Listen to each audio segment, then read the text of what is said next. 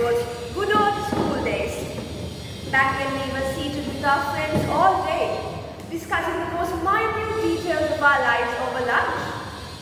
Those were truly the good old days, am I right? Many of us, myself included, have such a habit of looking back at the past with so much fondness and warmth. This generation-defining act of romanticizing our past and missing it and feeling nostalgic about it is something that often fills us with so much warmth. Nevertheless, today I'm here to ask you all a very interesting question. Is our nostalgia truly as good as it feels? A very good evening to you, Toastmaster of the day and my dear friends. Today, I would like to take you all on a journey where I chronicle my own experience with nostalgia. When I was doing my ordinary level examinations, it often felt like I was drowning in the endless memorization of the same old poems and the same old historical facts. Back then, my friends and I used to gather over lunch and complain a lot.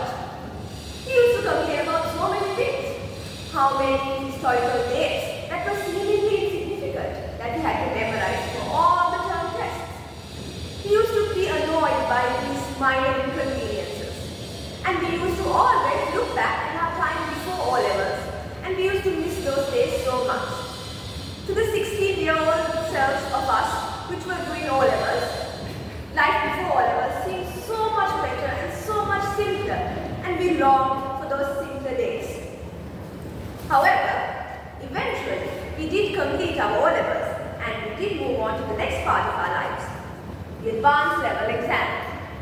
And I must say, although at first we were so happy to be done with O-levels, eventually trigonometry became more and more complicated, and organic chemistry began to both fascinate and frustrate us.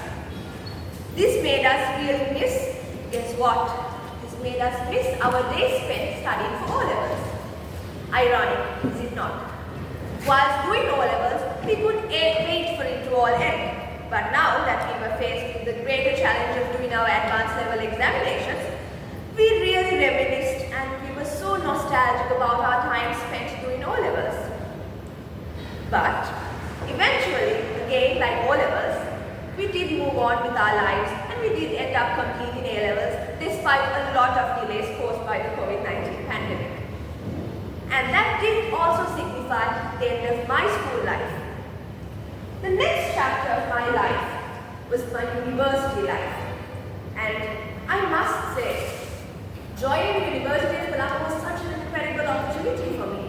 It gave me so many incredible opportunities, so many lasting friendships, and such valuable connections. Nevertheless, yet again, I found myself being nostalgic, this time for my days spent doing A-levels. The irony was not lost upon me. Whilst doing A-levels, I was so exhausted at the entire day and I couldn't wait for it to end. But here I was in university, romanticizing my days spent doing A-levels.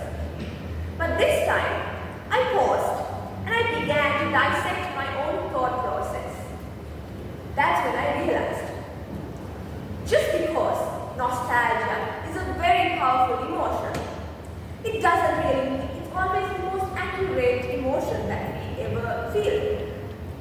Did I miss those grueling days waking up early morning to go to school for A-levels? I did not. Did I miss going to those extra tuition classes and doing trigonometry for days on end? I did not miss them. Did I miss the plethora of rules that school life inflicted? Not at all. Here I was, living the life that I always wanted to, but I was feeling nostalgic towards a past that I even didn't love and adore completely.